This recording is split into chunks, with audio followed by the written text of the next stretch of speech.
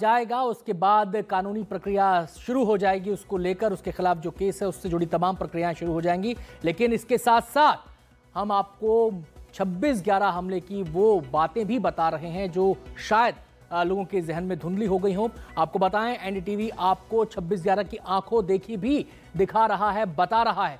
उस दौरान एनडीटीवी के कई रिपोर्टर आतंकी हमले को कवर करने पहुंचे थे। एनडीटीवी के मैनेजिंग एडिटर मनोरंजन भारती भी उस हमले की कवरेज कर रहे थे। वो आपको बताएंगे उस वक्त कैसा मंजर था। आज बात करेंगे 26/11 की। जी हाँ, 26/11 वही घटना जब पूरा देश जो है दहल गया था। उस दिन ताज या कहें मुंबई पर अटैक किया गया था। और एक तरह से कहें तो आपको बताऊं कि न्यूज़ रूम में थे हम लोग, दिल्ली में थे, और जब ये घटना आई थी कि भाई ताज के बाहर फायरिंग हुई है और उस कोलाबा के इलाके में फायरिंग हुई तो सब ने सोचा कि चलिए गैंग वार हुआ होगा। हमने पहले सामान्य घटना ली कि मुंबई में गैंग वार होता रहता है, लेकिन वो कोई गैंग वार नहीं था। थोड़ी देर में ही हमें पता चल गया कि ये घटना काफ़ी गंभीर है और मुंबई पर अटैक किया गया है आतंकवादियों द्वारा, और जगह भी चुनी गई है चुन चुन करके। उसमें एक ताज होटल था, iconic Taj hotel, gateway of India के ठीक सामने खड़ा वो ताज, जो कि एक तरह से मुंबई का एक सिंबल है कहा जाता है। सामने जो है अरब सागर की लहरें, और आप सारे लोग वहाँ जाते हैं। जो भी मुंबई घूमने जाता है ताज ज़रूर देखने जाता है, गेटवे ऑफ इंडिया ज़रूर देखने जाता है। जब ये एहसास हुआ तभी हमने ये दिल्ली में हमारे सभी वरिष्ठ सहयोगियों ने निर्णय लिया कि कुछ लोगों को वहाँ पर मुंबई भेजना चाहिए। हम 3 सहयोगी, जिसमें मैं खुद था, उमाशंकर सिंह थे और नीता शर्मा, हम रात में ही जो है फ़्लाइट लेकर के, जो भी फ़्लाइट अवेलेबल थे, हम मुंबई पहुँच गए। अब जब हम मुंबई पहुंचते हैं तब जाके और स्थिति की गंभीरता का एहसास होता है। मुंबई जिसके बारे में कहा जाता है मुंबई कभी नहीं सोती है, मुंबई हमेशा चलती फिरती रहती है, मुंबई में जगह कम है, भीड़ ही भीड़ है। जब हम ताज के रास्ते जा रहे थे तो पूरा एहसास हो गया था कि स्थिति कितनी गंभीर है। सड़कें सूनी थी, सायरन की आवाज़ आ रही थी। वो सायरन या तो पुलिस के जीप की थी या फिर एम्बुलेंस की थी या फायर ब्रिगेड की थी, और इसी तरह हम जल्दी से ताज पहुंच गए। जब ताज के सामने पहुंचते हैं, आप सोचिए कोई रिपोर्टर दिल्ली से मुंबई जाता है, मध्यम वर्गीय रिपोर्टर ताज को देखता है, निहारता है और देखता है कि ताज जो है वो जल रहा है। एक जो बहुत बड़ा शौक लगता है वहाँ पर पहुँचने पर कि आखिर ये कैसे हो गया। हम वहीं पे डट गए। हमें कोई उस वक्त कवरेज के लिए आए थे, हम महज 50 मीटर के दूरी पे थे जो है ताज के सामने, क्योंकि उस वक्त तक हमें पता नहीं था, शायद उस वक्त तक मीडिया रेगुलेशन के बारे में भी इतना कुछ नहीं था कि कहाँ तक जो है रिपोर्टरों को अलाउ किया जाए। कैमरा टीम खड़ी थी और केवल एनडीटीवी की ही टीम नहीं, बाकी सारी कैमरा टीम वहीं पे खड़ी थी। हम 50 मीटर की दूरी पे ताज के सामने थे और 50 घंटे वहीं डटे रहे जब तक कि ये पूरा ऑपरेशन ख़त्म नहीं हुआ। हमें इंतज़ार था कार्रवाई कब ख़त्म होगी।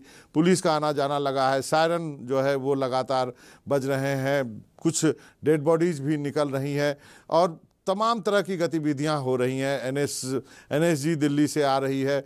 उसके बाद ऑपरेशन शुरू हुआ, दोनों तरफ से गोलियां चल रही है।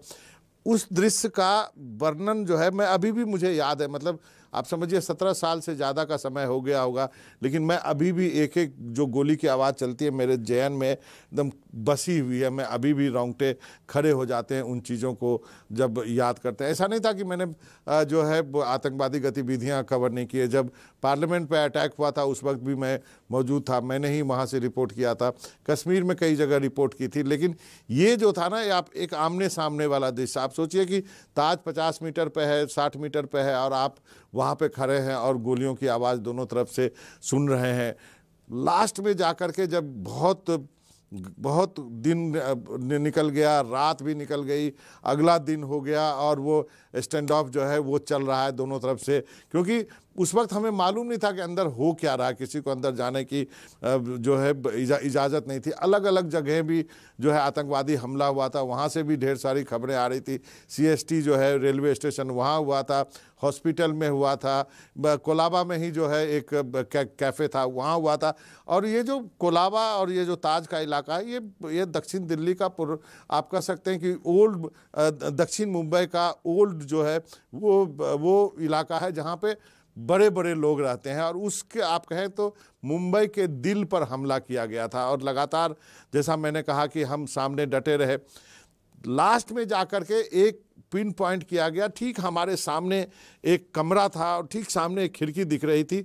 हमें बताया गया कि आतंकवादी यहीं आकर के होल्ड अप हो गया है और ठीक हमारे ठीक बगल से जो है वहाँ पे ग्रेनेड फेंका जाता था और हमें कहा जाता था जब ग्रेनेड जाए या यहाँ से हम फायरिंग करें तो आप सब नीचे ज़मीन पे लेट जाएं। तो हम ज़मीन पे लेटे रहते थे, एक ग्रेनेड इधर से मारा जाता था, उसके जो रिबाउंड आते थे उसमें से भी कुछ चीज़ें जो है इधर उधर छिटक के आती थी हमारे तरफ। लास्ट में जब एक सुबह, मैं आपको याद दिलाऊं, 2 दिन बाद दूसरे दिन सुबह हमें ये बताया गया कि यहाँ इस कमरे में जो आतंकवादी था उसको मार गिराया गया है। और एक हमने देखा कि काले रंग का एक जो है वो कोई डेड बॉडी टाइप की चीज़ एक जो खिड़की से वो नीचे गिरती है और उसके बाद ये कहा गया कि अब ऑपरेशन जो है ख़त्म कर दिया गया है, हमने आतंकवादियों को न्यूट्रलाइज कर दिया है। तो वो एक सीख थी भारतीय एजेंसीज के लिए जो उस ऑपरेशन को अंजाम दे रहे थे। सब के लिए वो सीख थी, हम एक रिपोर्टर के लिए भी सीख थी कि किस ढंग से कवरेज करना चाहिए। उसके बाद ढेर सारे रेगुलेशंस बने, उस समय ये भी कहा गया कि आप लाइव नहीं दिखा सकते हैं, ढेर सारी चीज़ें जो है उसके बाद हमारे जीवन में एज ए पत्रकार होने के नाते और शायद सभी सुरक्षा एजेंसियों के जीवन में सारी चीज़ें बदल गई।